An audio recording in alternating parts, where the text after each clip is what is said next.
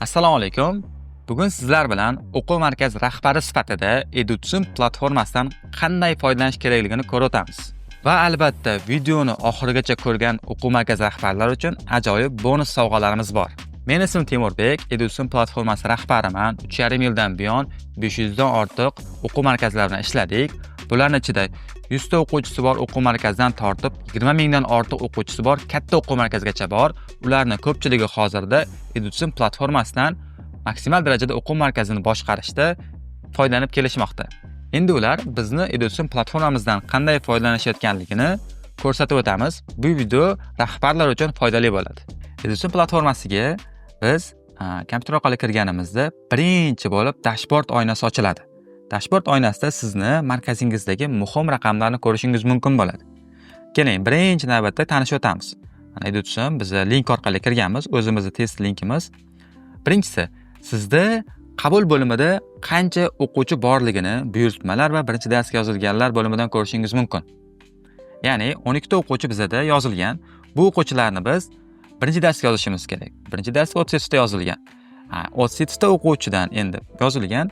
Undan tashqari bizda albatta har kuni yangi birinchi darsga o'quvchilar kiradi. Ular hali to'liq o'qimaydi. Bitta dars kiradi, ikkita dars kiradi. Ularning soni qanchaligini bilishimiz mumkin? 45 ta.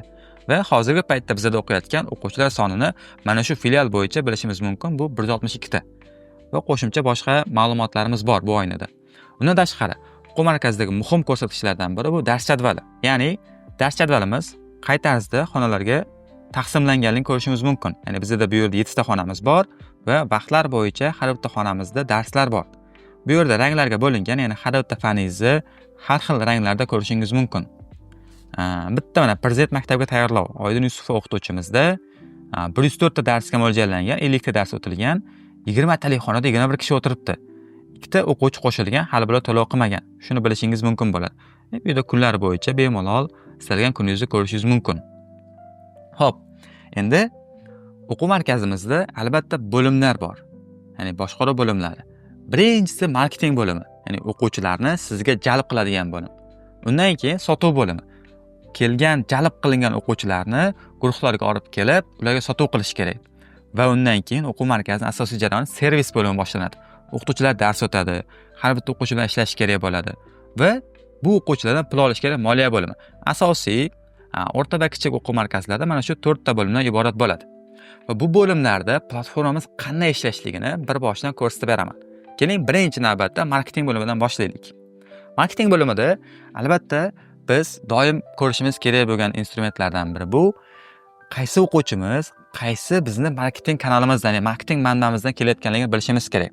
Buning uchun bizda sotuv va marketing bo'limi bor. Marketing bo'limida har bitta masalan banner qo'yishingiz mumkin, YouTube'dan kelishi mumkin, Telegramdan, Instagramdan har bittasini yaratib ola olasiz va har bitta link bo'yicha siz havola qo'ya olasiz. Mana shu havola orqali kelgan o'quvchilarni siz aniq shaklda raqamlarda o'lchay olasiz. Bundan tashqari yana bitta qulayligi Telegram bot bor. Hozirgi kunda O'zbekistonda asosiy Telegram botdan foydalanishadi. Telegram bot orqali har bitta o'quvchini platformaning o'ziga tushishi mumkin. Ya'ni o'quvchilar shunchaki formani to'ldiradi, barcha o'quvchilar lidlar bo'lmay kelib tushadi. Shu orqali o'quv markazingizga aynan qayerdan qancha o'quvchi kelayotganligini bila olasiz. Keyingi marketing instrumentlardan biri bu SMS. Ya'ni SMS xabarlar orqali o'quvchilarni jalb qilishingiz mumkin. Bu yerda bizda SMS shablonlarini kirita olasiz. Yangi darsga chaqirish, qabulga kelgan o'quvchilarni chaqirish yokida sizda agar o'quvchilarni bazasi bo'ladigan bo'lsa, ularga bittada SMS yuborish imkoniyati bor. Bu imkoniyat orqali esa o'quvchilarni o'quv markazingizga jalb qilishingiz mumkin bo'ladi. Endi mana shu marketing kanallari orqali kelgan o'quvchilarni bizda lidlar bo'limiga tushadi.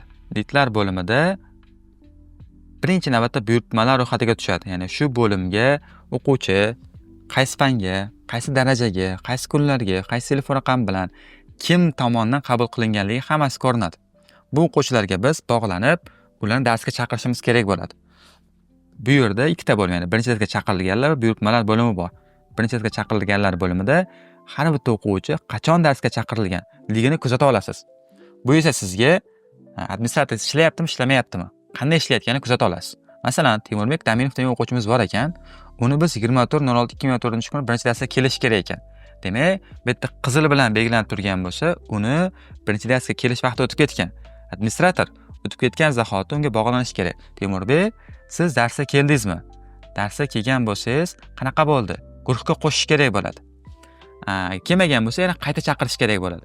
Ya'ni sizda o'quvchi bazaga kiritildimi, hech qachon yo'qolib qolmaydi. U o'quvchi yo kelmayman deb yo'q bo'lishi kerak yoki darsga kelish kerak bo'ladi. Shuni siz administratoringizda bemalol istalgan joydan boshqara olasiz. Bu yerda shu o'quvchi bo'yicha izohlar hammasi ko'rinadi. Xo'p, endi o'quvchimiz haqida o'zi qanaqa ma'lumotlarni olishimiz mumkin degan savol bo'ladigan bo'lsa, har bitta o'quvchini bu yerda kartochkasi bo'ladi. U yerda siz bemalol uy adresigacha, o'qish joyigacha, qaysi maktabda o'qiydi, mashg'uloti, qayerdan hamma ma'lumotini o'zingiz qo'shib keta olasiz. Ya'ni hech narsa cheklanmagan va bularni keyin tahlil qilib, qaysi yo'nalishdagi, qaysi maktabdagi, qaysi tumanda sizda o'quvchilar ko'pligini bilishingiz mumkin bo'ladi. O'quvchi bo'yicha qo'ng'iroqlar tarixini kuzatishingiz mumkin, o'quvchiga vazifalar qo'yishingiz mumkin, to'lovlar tarixini kuzatishingiz mumkin, o'quvchi bo'yicha qaysi guruhlarga kelganligini kuzatishingiz mumkin. Barcha ma'lumotlarni o'quvchini ma'lumotlar oynasida ko'rsangiz bo'ladi.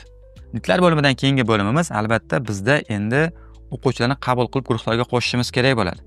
Bu bizda guruhlar bo'limi. Siz o'quv markazingizdagi barcha guruhlarni shu bo'limdan ko'ra olasiz. Qaysi guruhda nechta o'quvchi o'qiyapti, guruh qachon boshlanib, qachon tugaydi, qaysi levelda barchasini kuzata olasiz va guruhning ichiga kirib, qaysi o'quvchilar o'qiyapti, ular qarzdormi, qarzdor emasmi, hammasini kuzata olasiz. Undan tashqari darslarga kelish, kelmayotganligini ham bemalol kuzatib borishingiz mumkin bo'ladi. Guruh ichida topshiriqlar, ya'ni o'qituvchi tomonidan vazifalar berib borilishi mumkin bo'ladi va mashg'ulotlar biriktirishingiz mumkin. Ya'ni sizda agarda yordamchi o'qituvchilar bo'ladigan bo'lsa, ularga o'quvchilarni biriktirib borishingiz mumkin bo'ladi.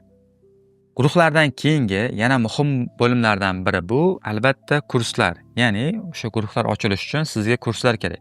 Offline kurslaringizni har bitta kursingizni o'qituvchilarini, kitoblarini va mavzularini berib borishingiz mumkin. Mavzular nima beradi? Masalan, aytaylik, sizda qaysidir kursingizni ketma-ket mavzular bo'yicha o'qitishingiz kerak va buni siz kuzatib borishingiz kerak. Bu yerda har bitta kursga mavzu qo'shib davom etib ketishimiz mumkin. Masalan, to be mavzusi ingliz tilida bo'ladigan bo'lsa, yana nima deb yozamiz? Saqlash. Ketdi. Keyingi mavzu. O'qituvchi shu mavzu ketma-ketligida darslarni o'tib bora oladi. Bundan keyingi bo'limimiz bizda moliya bo'limi, ya'ni o'quvchilardan to'lov olish, ichki kirim-chiqimlarni yuritish bo'limi. Bizda kassa shaklda ishlaydi. Bu nimaga bunaqa qilingan? Sizda albatta kassir bo'ladi yoki qaysidir administrator pulni qabul qilishga javobgar bo'ladi. Va u uchun alohida kassa bo'ladi. Masalan, Xudoyorberganov degan administratorimiz bo'lsa, u kun davomida pullarni qabul qiladi, o'zi imkoniyati berilgan chiqimlarni amalga oshiradi va kun oxirida uni kassasida pul qoladi. Naqdda, plastikda, terminalda va bu pullarni sizni rahbar kassasiga ko'chirib ketadi, ko'chirish orqali. Ya'ni siz o'zingiz kassangizga ko'chirilgan pullarni qabul qilib olasiz. Bu o'quv markazidagi pullarni yo'qolishiga, noto'g'ri hisob-kitoblarni bo'lishiga olib kelmaydi. Ya'ni siz aniq shaklda pullaringizni kuzatib bora olasiz. Endi biz o'quv markazida qarzdorlar bilan qanaqa ishlashimiz kerak? Buni ko'ramiz. Bizda aktiv o'quvchilar ro'yxati bor. Bu yerda barcha o'quvchilaringiz 162 ta o'quvchi bo'lsa, puli borlari ham, qarzdorlari ham bo'ladi. Filtrlar orqali qarzdor o'quvchilar bilan ishlashingiz mumkin, puli bor o'quvchilar bilan ishlashingiz mumkin. Endi sizning o'quv markazingizdan ketgan o'quvchilar bilan qanaqa ishlanadi? U arxiv bo'limiga tushadi. Ya'ni arxiv bo'limida eng oxirgi ketgan o'quvchidan boshlab ko'rinadi. Bu yerda nimaga ketganligi, qanaqa sababli, qaysi darajadan ketganligini hammasini kuzatishingiz mumkin.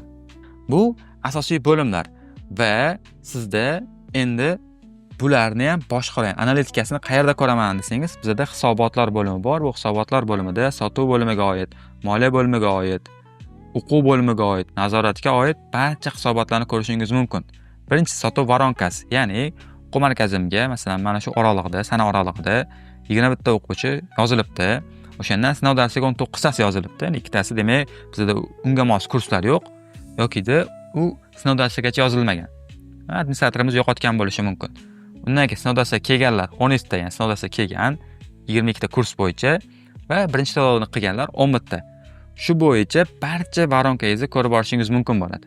Keyingisi bizda kirim chiqimlar, ya'ni muhim ko'rsatkichlardan biri. Necha pullik bizda oralig'ida kirim bo'lgan va necha pullik chiqim bo'lgan. Barchasini kuzatib borishingiz mumkin. Chiqimlarni ham yo'nalish bo'yicha. Kirimlar. Bu yerda o'quvchilarning har bitta o'quvchi kim to'lagan, qanaqa shaklda to'lagan, barchasini kuzata olasiz. Bu yerda endi samaradorliklar bor. O'qituvchilarimiz samaradorligi, administratorlar samaradorligi, tushum rejalari, ya'ni bu bo'limlarni ham bemalol kuzatib borishingiz mumkin bo'ladi. Albatta, o'quv markazida vazifalarni berish va vazifalarni qabul qilish bor. Bizni ham platformamiz orqali bemalol o'qituvchilarga, administratorlarga topshiriqlar berishingiz mumkin va bu topshiriqlarni qanaqa shaklda bajarilayotganligini yoki bajarilmayotganini kuzatib bora olasiz. Masalan, qaysi o'quvchiga chiqish kerak bo'ladi, qaysi o'quvchiga qarzdorlik bo'yicha eslatish kerak bo'ladi, yoki nimadir vazifani bajarish kerak bo'ladi. Barchasini qo'shib, kimga qanaqa topshiriq turi bo'yicha javobgarligini biriktirib kuzatib bora olasiz.